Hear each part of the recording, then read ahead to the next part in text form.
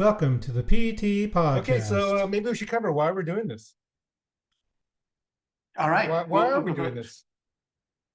Well, I think it's just fun. I think we are kind of polymath guys who have an interest in a lot of things and can pick stuff up as we go through our lives that I think a lot of similar polyglot, nerdy, geeky people would be interested in. I think We there's want to stuff reach out that to is, the other geeks in the world. yeah, it's part of the big community. Yep. Yeah, I totally agree with that. I have another sort of subtle goal, which is, unfortunately, I just went to a funeral yesterday for a dear friend who passed away. She was 92, so she lived a whole great life. But you realize these are great artifacts for the future too, right? If they keep Metrovska formats and they can actually decode these things, you don't get to hear people's voices. And I wish I have a bunch of photos from my mom and so forth, but you don't have audio and video. So now our posterity can really learn how nerdy we were. Well, so you have your 90-some-year-old friend, but I mean, you and I have talked about how much like smart time or how much, like solid mental time we have left. And Yeah. I mean, genetically, we're, it may not be a lot. Yeah, So, yeah. yeah. I So totally agree. I think posterity is good. Yeah. Yeah. So what do you think we should talk? What do you think we should talk about? Well, let's see, what's first? How about let's see. Well, we're both on Apple computers. We both love Apple. Yep. So let's talk about what's up with Apple. Yeah, What's happening with I Apple? think the good format is sort of current news that's sort of just random topical stuff, and then if we've got regular roundup stuff we can just cover. But yeah, I think Apple's a good one to start because it's sort of the beginning of the year, and they launch a bunch of products, and since we're all Appleized, I'm just wondering, are you going to buy anything this year? I mean, we basically have everything, right? We have iPads, we've got AirPods, we've got MacBooks, Apple Silicon. I mean, it's sort of a weird year for 2023, right? Like, what do you want? I'm not even, I've been thinking about this for the last few days, like what tempts me? Because I mean, a lot of times there is tech stuff like that tempts me. So like, but really, like I think about like, oh, those new MacBooks, they have like a slightly nicer display than mine. So I have a first year, like first day of ordering Apple Silicon MacBook Pro, and so slightly nicer display, maybe a little more perf, maybe I think a little more camera, right? But like, really, like I'm at a desk 90% of the time these days. So I'm using an external monitor. Screen is of no value. I don't need the perf, and I use the camera of my Brio. So like, there's nothing that really like. I mean, I've even tried this. The geekdom is so deep that I've tried to like, well, maybe I could like install some AI thing that'll like grind up a ton of cycles, so I could like justify in some way buying a little like a newer MacBook. But nah. No. So I mean, I'm what's the same on way. your list? I want to be tempted, right? I mean, I think we represent the true tech enthusiasts. We want to be tempted. It's not like I don't want to be tempted, but this year, M1 and M2 sort of doesn't really matter. I'm running an M1 Mac right now. I'm at 32% CPU utilization. The fans aren't on. It's just rocking away. Even when I turn on Open Broadcast Studio, I get to 50%. I mean, there's so much power in these machines. It's crazy. And then the iPad is sort of this weird thing where I've got one from 2018, and like there's no reason to get a new one, right? And the only reason I got a new iPhone was my Pro 12 Pro Max just broke, just died. But I would have gotten a 14. But now that I have a 14, why do you need? You don't need anything. And the 15, the 15's coming this fall, but it doesn't seem like it's going to be a small upgrade. So it does seem like a year off for me, for Apple. Could be, yeah. Sad. I mean, I've heard the rumors about the 15 and a half inch Air, Now That would- that seems kind of tempting. That is a lot more real estate. Yeah. It's going to be, you know, thin and light because if it's in the airline. Yep. And the battery will last forever because it's, you know, Apple silicon, and I'm sure it'll have, you know, as good a power management as, you know, anything there is today, and probably better. So that over the horizon is a little tempting. But here's the problem, though. You know, the M2 really should be called M1.1 because it's still on the 5 nanometer node. The M3 is on the 3 nanometer node, right? And it feels like if you're going to spend the money now, you know, sucking it up on the M1 and then waiting for M3. And maybe this is the strategy, right? With phones, it's the same way. When you move to that new node, that's when you get the big boost. Right? Like if this hadn't happened, if my 12 Pro hadn't died, I'd still be stuck on the 12 Pro waiting for the 15 because the 15 and the M3 are both on this 3 nanometer node. So they're, you know. Oh, wow. Okay. And going from 3 to 5 nanometers doesn't sound like much, but it's basically 60% more more transistors in the same space, and it's supposed to have a 20 to 30% power reduction because everything's smaller. Right. Yeah. So that's the thing where when you go from feature size to feature size, as from 5 to 3, it moves like the square. So you go so 5 squared is 25, 9 squared, or 3 squared is 9. So it's a 25 to 9 ratio in the area that those features take up. So yeah, and people are funny about the way they talk about these things because, you know, we used to be at 15 nanometers, right? And then they went to, 25 nanometers, and then we went to 15, and then 10, and 7, and 8. And they sound like smaller and smaller changes, but they're actually huge. Right. Because going from, you know, 20 to 12, which sounds enormous, is the same as going from 5 to 3. Right. Just the percentages. So people get very confused. Ratio when we go squares, to 2 nanometers, we're gonna be like, oh, what's the big deal going from 3 to 2? But that's a huge increase, right? Right. That's because 2 4 to 9, right? That's more than a 50% doubling in performance. I think that's what people don't get is that this 3 nanometers thing is a miracle. Yep. It's astonishing. And what does it cost? You may know this. I'm curious. Like, I know that driving these features smaller and smaller requires more precision in manufacturing, which means a more expensive fab. Do you know what a 3 nanometer fab costs to bring on? Do you have any idea? Okay, so I'm going to get these numbers wrong. We'll have to look it up again. I recall the last big time, like a 15 nanometer plant, which is now golden, was like $10 billion. And I think these are on the order of 25 to $30 billion to actually build these things. Wow. So they become national projects now. I mean, basically, there are so few companies that can do this. And just, you know, to set the goalpost, like Intel, which has a much lower volume because they only have PCs, they're at 10 nanometers. Right. It doesn't sound like a big deal, except that Apple's at 5, right? So as you said, that's 25 versus 100. So Apple's got 4 times more density, right? Which is unbelievable. So I just think that we need to realize that, yeah, that's why, you know, the US, China, Taiwan, they all have these big subsidy programs, because if you can get the 10 or $20 billion together, you have a huge lead because no one else can get there. It's too expensive. Yep. So anyway, so yeah, I think the Apple stuff is tough because it's, you know, it's sort of like, but I hate waiting a year for anything, right?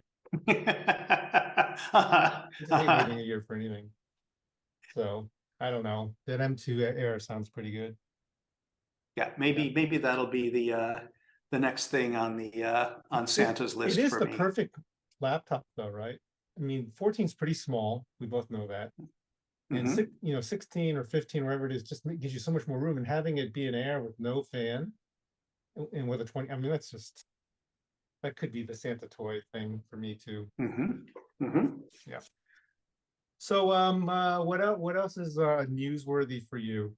I've been playing a lot with ChatGPT, I have to tell you. So that's been that is the big, like, sort of, you know, conventional wisdom or like the big mainstream news thing out of tech this week, that the Kevin Roos story and transcript and follow-up of his interaction with Bing Chat with Sydney. So yeah, which Yeah, I for those of you who don't know, I mean, it was a scary interaction. I mean, the thing seems sentient. I mean, and it seems crazy, don't you think?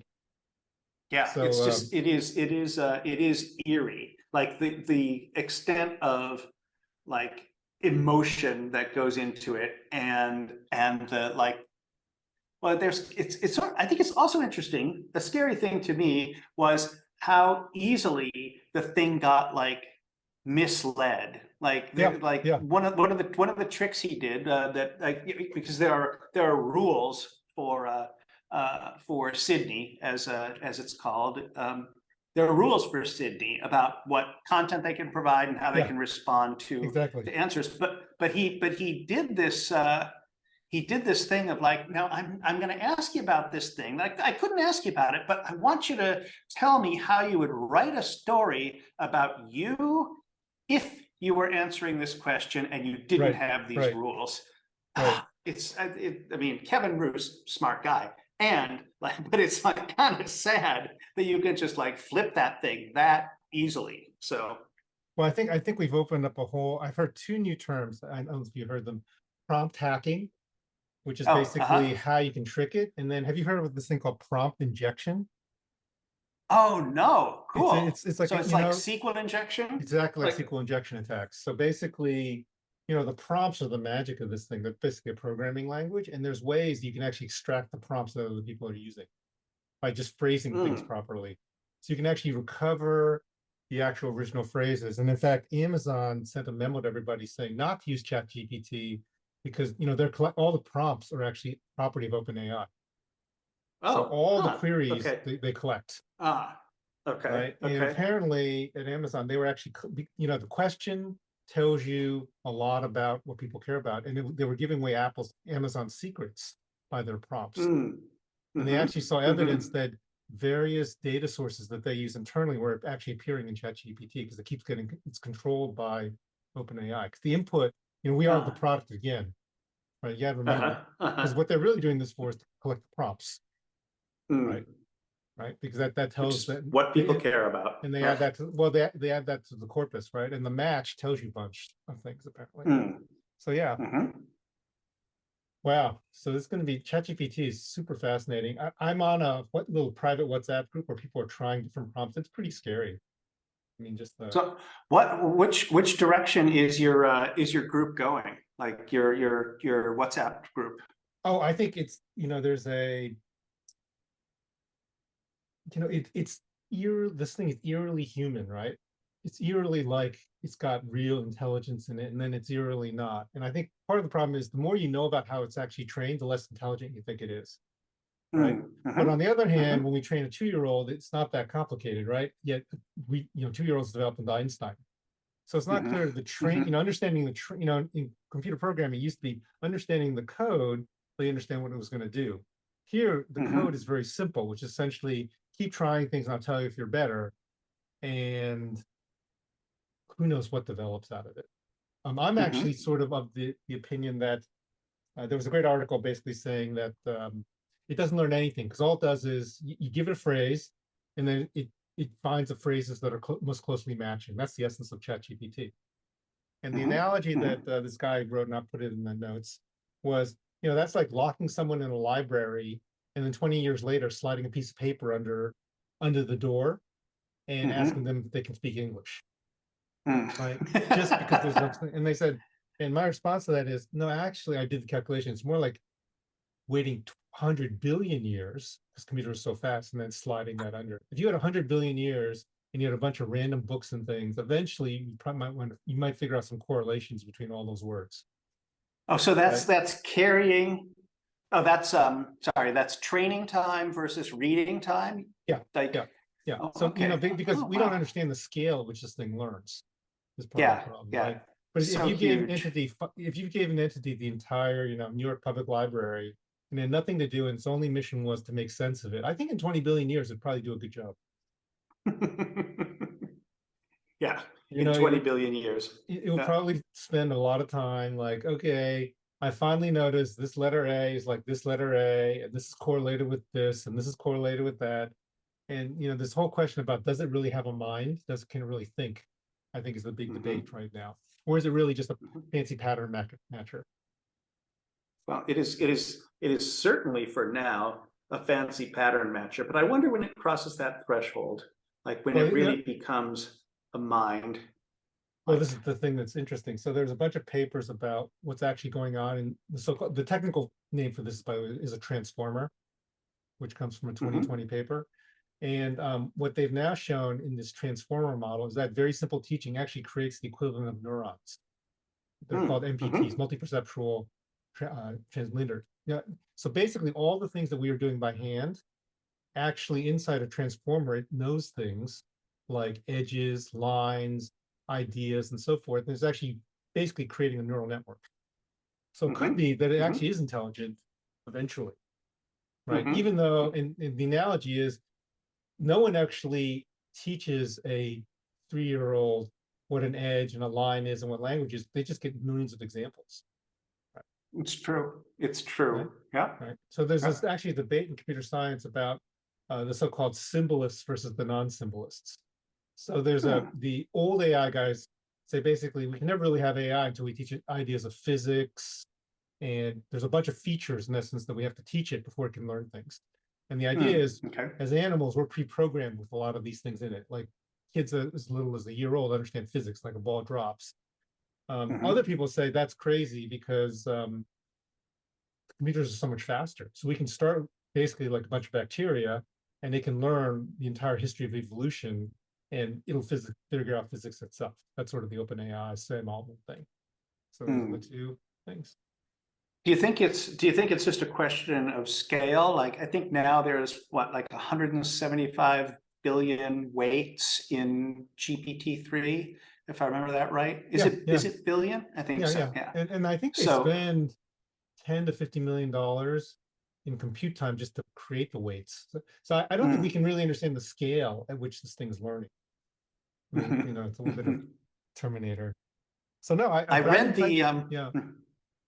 I read this like a lengthy article, as many of his are, by Stephen Wolfram this week about GPT-3, and it is really a very useful background for, I don't know, like a nerd who's been under a rock for 4 years, 5 years, to catch you up from like sort of knowing math and like being comfortable with some tech stuff, to like to understanding much better what how AI has come about, how neural networks have come about, so great. Yeah, and we'll have to add that. what training is, what inferencing is, and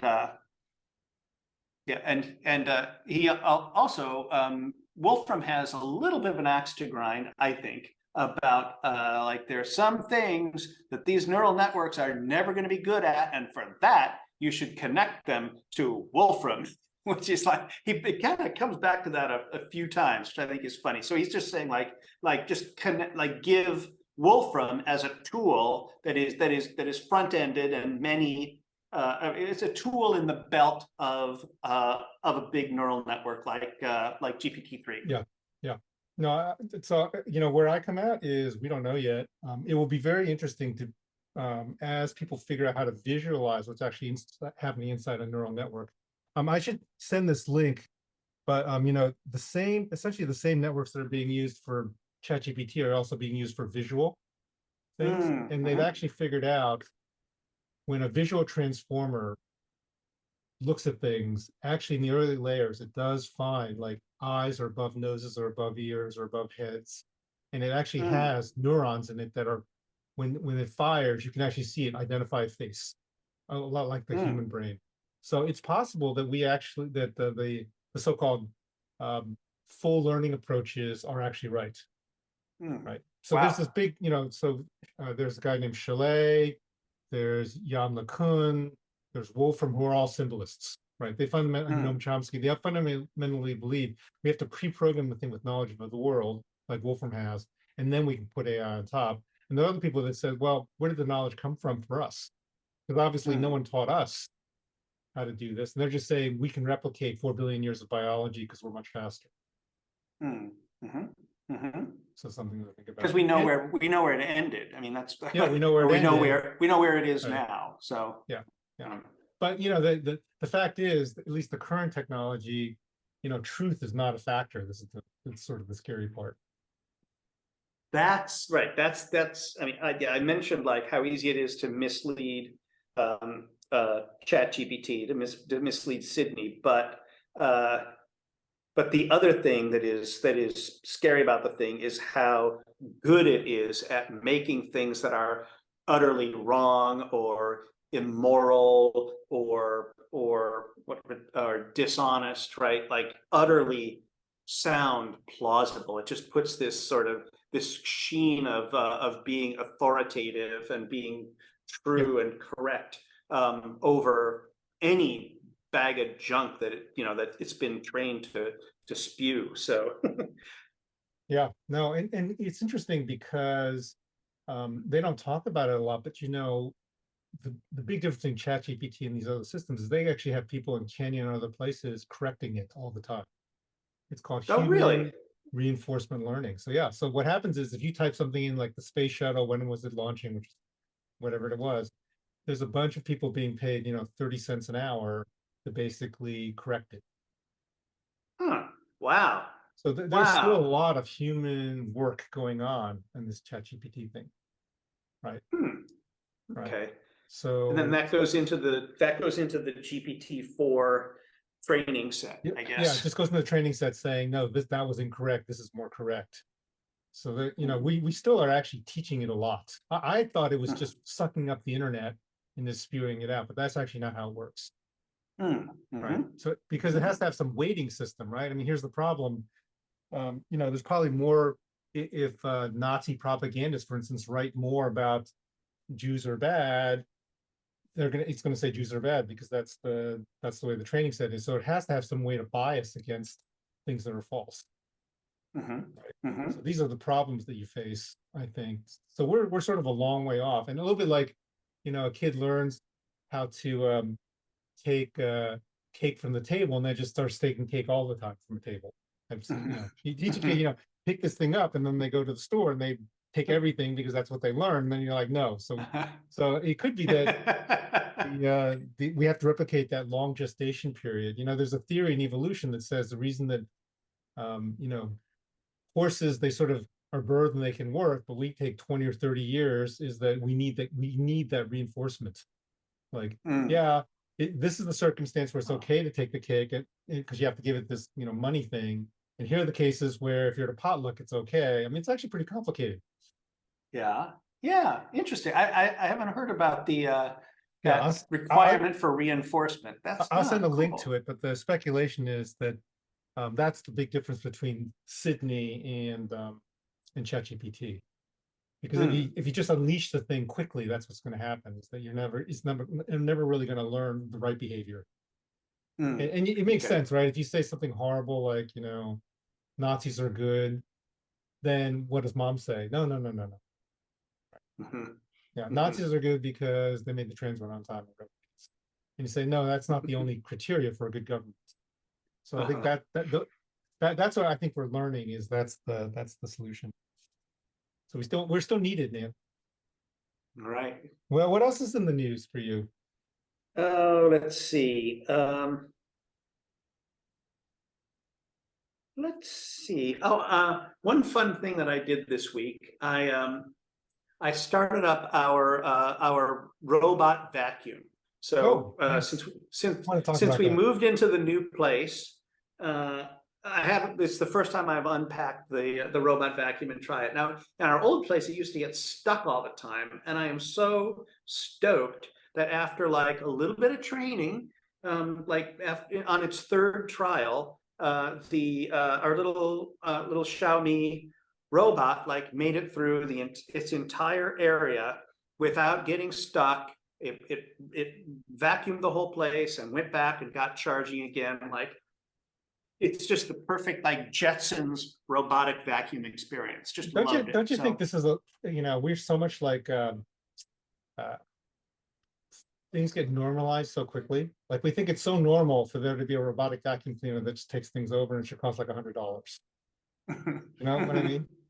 So yeah, no, Yeah. we've never had a robotic vacuum cleaner, but Jang's sister got one. It was sitting in a box, and of course, I'm not one who ever likes things sitting in a box. I pulled out like a 5-year-old vacuum cleaner, and the first comment is it's loud and horrible. The next thing is it's in daily use. So there you go. So I sat here while it ran because the area I run it in is near my desk here. I sat and like let it run while I was here the first time, and then it looked like it was getting pretty close. So the next time I was going out, I just said like, start vacuuming, and it's actually just as I came back from my little errand, it was docking. So love it. Yeah. So I haven't done the water thing yet. I don't know how it'll deal. I haven't done the water thing here. I wonder how that'll work with our floors. But well, we have an old Roomba, right? And I guess I'm just a little bit scared about Amazon and anything. Amazon bought Roomba, so I'm just a little worried about that. So I tried to look for something else, and the Xiaomi one came up. This Roborock, I have no idea what even this company is. Came up called the S7. So I actually did the math. We need 5 because we have a bunch of different levels. We need 5 different vacuum cleaners if we're going to make this thing totally automatic. So of course I did the math and said, when we leave, I just want all 5 vacuum cleaners to clean the entire house, right? So I bought one because it was, I'm such a victim of, right? Because they had, the expensive ones cost like $1,300. So now suddenly $400 seems reasonable. Big, yeah. Whereas before, $400 seems completely crazy. So anyway, this thing's on quote unquote on sale, and it's called a Roborock S7, and it's got the mopping thing, it's got LiDAR, and so anyway, it's coming, and the price has dropped a lot, so I'm going to try it. But my big criteria was I'm trying to be all Apple Home, right? Oh, okay. So the question is, how can you control it? Because of course it supports Alexa and Google. And it turns out there's this thing called Homebridge, which basically is a little node application that can run, that actually translates from the proprietary protocols that makes it Apple compliant, and you can stick it inside Apple Home. Oh, right? okay. So I have it running for, like our Tesla, for instance. There's a bridge that bridges from Tesla world, and you can actually turn on your Tesla from the Apple Home app. Oh, wow, you can actually say, hey, that person, I can't say that because I've got a HomePod. Hey, Miss S, please turn on the Tesla, right? And we have so we have all these things that are sort of semi-compatible, and there's a bridge architecture, and Roborock and Xiaomi, nerds have made little plugins that basically take their interface and convert it into Apple. So that's what I'm going to do. So are those shims made by Roborock, like by each manufacturer, or by Apple, or by just hobbyists just fry open the source, thing up? dude? GitHub. Okay, all right. GitHub Homebridge, and there's just a bunch of it, and you'll love it. It's a Node app. That's all it is, because it turns out it's just web API to web API. So there's a bunch of Xiaomi web APIs and there's a bunch of Apple web APIs. It authenticates on both sides and just passes them back and forth. It's actually pretty amazing, because eventually there's going to be this thing called Matter, which is going to. Yeah, I've heard about that, but I don't know much about it. What? Well, basically, the Apple published and made open source all of the Apple Home intermediate standards for how you communicate, because they have the smallest number of devices that work. And the result is you can make one vacuum cleaner that works against any home assistant that supports Matter. So it's actually a pretty big deal. But just like what we talked about with Apple, we're in this horrible middle zone in 2023 where the spec you really want, which is of course Matter V2, won't be out for a year. And Matter V1 applications are not that interesting. So what do you do? And the answer is you get a little Raspberry Pi and you run this Homebridge thing, and that's how you do it. So okay. And why do you want to do all this? Little Node app. The whole idea is, at least because we're all Apple Home, right? It can sense presence. So when we leave the house with our phones, the lights can go off and all the vacs can go on and all the security cameras can start firing away. And when you return, they all can turn off. So like all the robovacs can like return home And so it's going to be like the Jetsons, right? I'm so excited about this. Wow, that sounds fun. I have tried to get excited about more sophisticated home automation stuff, but really well, there are a couple of things because we're renting now, because we're kind of on the road for the last 10 years or so. I don't want to invest in a bunch of stuff in in an apartment that we'll abandon in a couple of years. And I really can't think of great scenarios for it for us. Like, I guess I could have it turn down lights and turn off the TV, like when I walk away, but I don't know. I can't really, I mean, your thing where, I mean, you have a larger place and more levels, and so leaving, like, there's a lot of like flicking that you need to do, a lot of turning off that you need to do. But for me, like, I think this is one area of tech you don't need to be ahead on, because you've simplified your life. You don't need this, I guess. Yeah. But like, with Jang's parents, they have a summer house, and it's nice to be able to turn the lights on and off, and it's like to have monitoring. And we'll probably get them a RoboVac, so I think it makes sense if you have, right now, just full disclosure, I'm supporting 6 homes on their IT. Oh yeah. My brother, my mom, her family, and so that's when it, the scale is the problem, right? It's not, so I'm glad you have such a simple life, because it's so then, but then you'll want to do like more. You'll want to replace yourself more and more, like only be like the governance thing or the exception handler in the management of those homes. I guess you kind of are now, but I think like the automated portion of that will get bigger and bigger, and sort of reduce the demands. No, a good example is her brother is he's got 2 homes, and he's Airbnb-ing one home, right? And so suddenly I'm getting all these alerts. Foreign device found, because I've got a unified networking system with Unified, right? So I can tell the new MAC IDs, and so suddenly all these random people are showing up. And I think that's when you're in a remote home, when you have a remote home, because we live here in Seattle, he lives in Texas, his house is in Portland, so a lot of times there's no one there. So we have a little camera and all these other things. I think that's when it's very useful, right? Like, did I turn the alarm system on? Did I? And today it's all separate, right? Like, he's got a Nest which works separately, and then you load up the Simple Safe app, and then you load up this app and that app, and that's just a huge pain.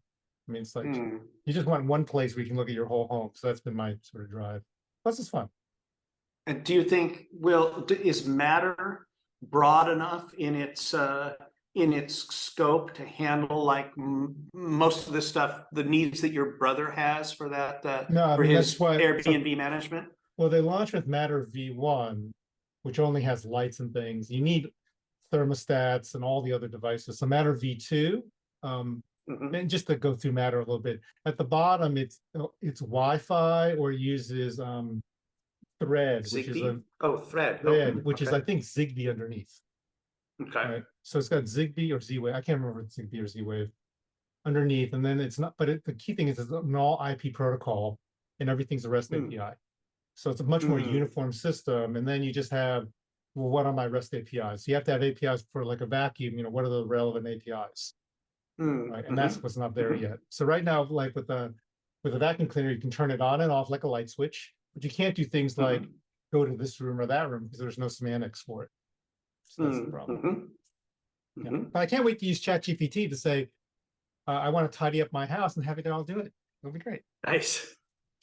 Or hey house, we're going to be gone for 2 hours. Do the most cleaning up you can, and then don't disturb us when we're back. Exactly. So there's a little higher level even in there. So, well, I think our time is getting a little short. Have we done all right for a first episode? I think we did. What do you think? Great for a first episode, and I think we learned that the format works. I mean, I would like to listen to me. Yeah, well, I don't know. I think I would be kind of tedious, but we'll see. We'll see what happens. For years I've loved listening to you, so I hope we'll find other folks who will be amused. So what I'm going to do now is I'm going to stop the recording. I have a whole infrastructure for publishing the podcast. I actually have Tom Family Podcast already syndicated across 15 different sites. And I've got a YouTube channel already. So yeah, we'll do baby steps, man. And I'll not All right. announce it on my the also powerful Tom Family blog. So all 50 of my followers can know we're doing this. All right. Okay. All right. Next Goodbye week. Goodbye from Seattle. Goodbye from Malta. Yay. See ya. See ya.